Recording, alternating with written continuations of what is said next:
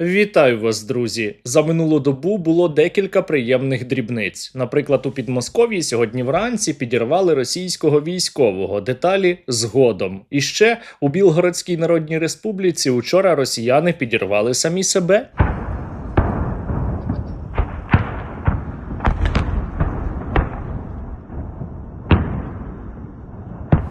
Работайте, браття. І ще деякі приємні дрібниці трапляються із тими росіянами, які незаконно намагаються потрапити у тимчасово окупований український Крим. Собираемся в Крым на неделе. Две проблемы. Сегодня возникла третья. Первая – это бензин. Очень тяжело с топливом. Там вообще в Крыму его нет. На окупованому півострові триває паливна криза, і її спричинили атаки українських дронів. Звідси і друга проблема у росіянки. Вторая проблема – это, конечно же, самая такая для меня, конечно, проблема – это беспилотники.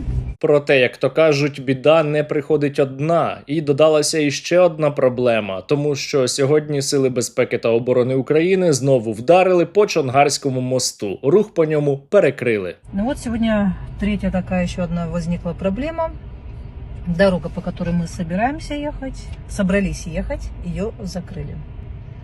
В общем, так как-то неутешительно. Дрібниця, але приємно. По тому мосту доведеться бити іще неодноразово для того, щоб повністю його вивести із ладу, і я сподіваюся, рано чи пізно це таки станеться. А тим часом паливна криза поширюється далі. Краснодарский край. Сегодня у нас 8 июня, и у нас начался топливный кризис.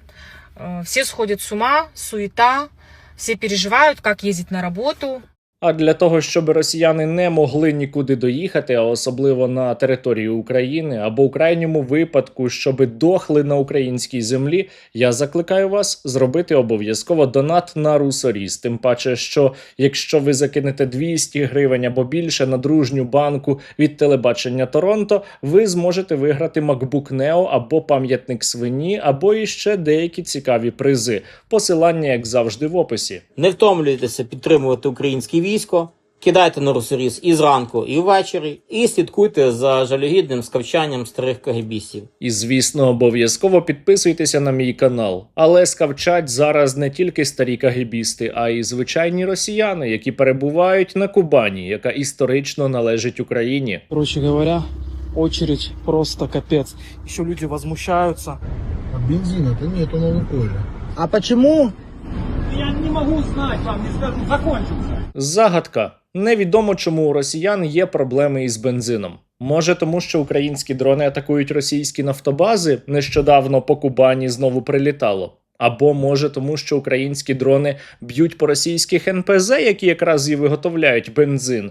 Або може у росіян є деякі проблеми із логістикою? Ні, це усе паніка. Штучно створений ажіотаж. Мы видим много проявлений ажиотажа, совершенно необоснованного. Давайте вспомним, как пару лет тому назад, помните, в Москве и в других крупных городах нашей страны скупали гречку, в то время как никакого дефицита гречки не было. Пам'ятайте, спеціальна військова операція йде чітко за графіком та за планом, і саме тому представник окупаційної адміністрації на Кубані заявляє, що ніякого дефіциту бензину немає, це усе вигадки, і сталося це через паніку. Губернатор Краснодарского края сказал, не паникуйте. И именно в этот момент я поняла, что надо ехать заправляться. Он, братишка, в канистре заполняет. Тоже паникер, да, получается? Паникеры все. Соты нету, пятого нету, все. Все. Росіяни нервують, росіянам страшно, вони не розуміють, що відбувається. Чому? Чому із ними таке трапляється? Знову ж таки загадка. Краснодар. И до нас добралась эта ситуация с бензином. Вы вообще в курсе, что делать и к чему это вообще идет, и к чему готовится? Ну, как бы уже страшновато. Как вы считаете, надолго ли все это затянется и что вообще происходит? Ну, я можу коротко пояснити. Це усе триватиме рівно стільки, скільки Російська Федерація буде продовжувати свою агресію проти України. А чому так відбувається? Та тому, що СВО приносить позитив у кожну російську семью. Вы знаете, специальная военная операция уже давно оказала очень позитивное воздействие на нашу внутреннюю жизнь. Маю визнати, деякі російські істоти, і то одна із них – це зрадник України, здогадуються, що відбувається. Вони припускають, що Україна перерізає логістику окупантам, у тому числі у український Крим. Вот. Противник сейчас что делает? То есть они сейчас сухопутный коридор практически перерезали. Мост Чингар, да, они будут дальше по нему бить, пока его не выведут из строя. Яким таким Антонівським мостом? На що це він натякає? Про що це він таке каже? Адже давно відомо, що українські удари по Антонівському мосту ніяк не вплинули на російську армію. От і по Чонгарському мосту бити не варто. Это никак не влияет. Поэтому на самом деле это не повлияет, а вообще никак не повлияет. Не знаю, як вам, дорогі друзі. Хоча чому? Я знаю. Вам, так само, як і мені, дуже подобається, коли росіяни страждають, а особливо, коли вони страждають на тимчасово окупованих територіях України. І перерізання логістики у Крим – це надзвичайно важливе завдання.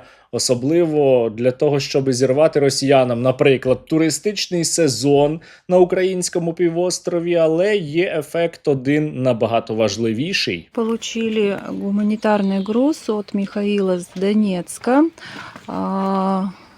Адресные посылочки. Очень-очень актуально сейчас в нашем моменте. Это бензин 35 литров он нам привез. Спасибо большое, Миша. Виснаження російської логістики – це зменшення спроможностей російської армії. Виснаження російської логістики означає менше атак безпілотників, наприклад, на Запоріжжя або Запорізьку область. Це означає менше ударів артилерією та FPV-дронами по Херсону, де росіяни влаштовують справжні сафарі на мирних мешканців. Зараз робота проти російської логістики на півдні України, але насправді не тільки там, лише починає. Але вже є деякий ефект у окупаційних військах. Виїхали з гуманітарної місії в Запорізьку область, город Токмак, для поставки бензина для наших бойців. В связи с отсутствием бензина наши ребята не могут выехать на боевые задачи, не можуть виїхати на евакуацію наших 300-х. І це я знову маю відзначити, Україна тільки починає активно застосовувати дрони класу Middle Strike, і їх буде набагато у рази більше. А вже зараз недоросіяни і окупанти визнають, що немає у них із українцями по дронах ніякого паритету. То есть, когда мы говорим, что у нас паритет, даже по видео противника мы понимаем, что не паритет пока. На поле боя паритет, где-то у нас преимущество наблюдается на некоторых участках. Постійні удари у глиб так званої Росії, атаки на російські НПЗ, створення паливної кризи, економічні проблеми, перерізання логістики російських загарбників, а ще на додаток до цього блокування самими ж росіянами своїх соцмереж створюють значну соціальну напругу всередині Московії. Мы видим негатив. Рассказывать, что все прекрасно, но это пускай другие люди рассказывают. Мы видим то, что люди пишут, как изменились комментарии даже в наших группах.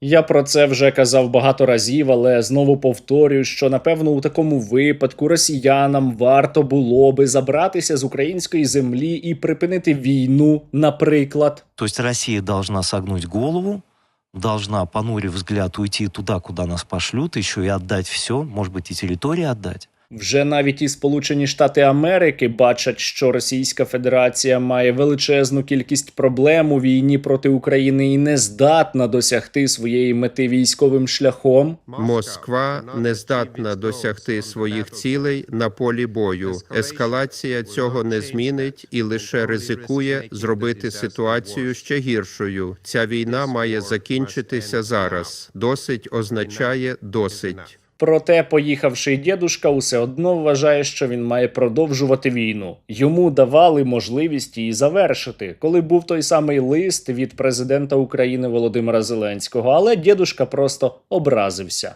Вот и это письмо, о котором вы сейчас сказали, оно действительно с элементами хамства. Это что? Это что такое? Чим довше Росія відмовляється припиняти війну проти України, тим більше проблем вона буде отримувати, в тому числі і всередині самого цього недодержавного утворення. І хто зна, може ситуація взагалі стане неконтрольованою. Оскільки росіяни відмовляються припиняти війну, їх можна до цього примусити лише силою. І я дякую вам за те, що ви надаєте нашому війську більше сили, бо за минулу добу наші воїни завдяки вам отримали ще 102 нових FPV. Сили оборони Півдня висловлюють велику подяку благодійному фонду Сергія Стерненка та небайдужим людям за купівлю 20 секретних русорізів. Слава Україні! Героям слава! Воїни 10-ї окремої військово-штурмової бригади висловлюють щиру вдячність спільноті Сергія Стерненка за незамінну підтримку та вагомий внесок у посилення наших підрозділів. Небесний русоріз – це символ рішучості, майстерності українських захисників і незворотньої відплати ворогу за кожний крок на нашій землі.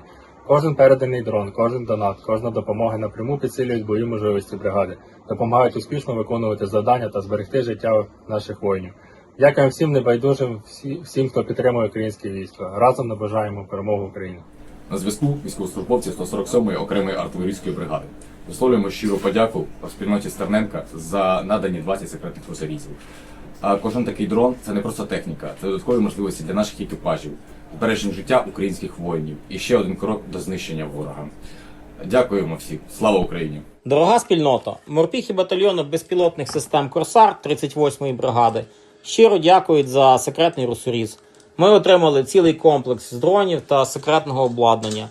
Не втомлюйтеся підтримувати українське військо, кидайте на русоріз і зранку, і ввечері, і слідкуйте за жалюгідним скавчанням старих кагебістів. Вони люблять секрети, і це їм теж неодмінно сподобається. Дякуємо команді, Сергієві та усім, хто долучився. Слава Україні! Перший БПС 104-ї бригади ТРО висловлює щиру подяку спільноті Стерненка за наданий комплекс «Хорнет». Дякуємо за довіру, підтримку та внесок у посилення наших спроможностей. Отримане обладнання допоможе нам ще ефективніше нищити окупанта та виконувати бойові завдання. Разом до перемоги. Слава Україні! Героям слава, друзі!